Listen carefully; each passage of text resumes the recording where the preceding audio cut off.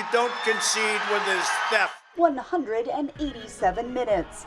The time between the end of former President Trump's speech at the Stop the Steal rally and the time when he released a taped message telling his supporters to leave the U.S. Capitol. The President of the United States, who was bound by oath to the Constitution and by duty to ensure the laws are faithfully executed, took no action when the cornerstone of our democracy, a peaceful transition of power, was under attack.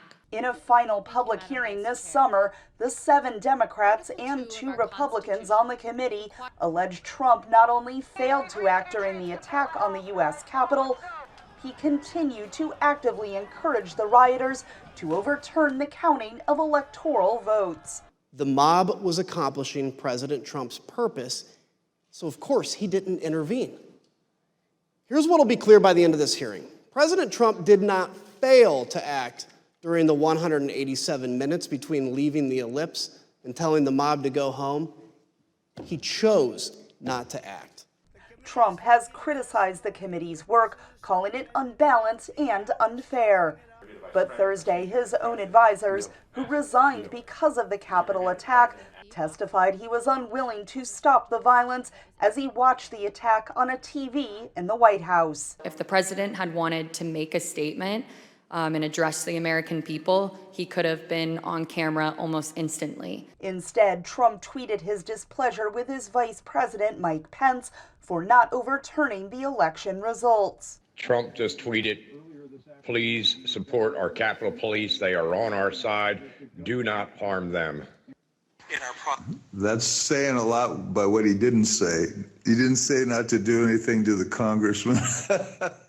In taped depositions, White House advisors said Trump made no effort to call military leaders or law enforcement to stop the attack. What did President Trump spend his time doing that afternoon while he first settled into the dining room?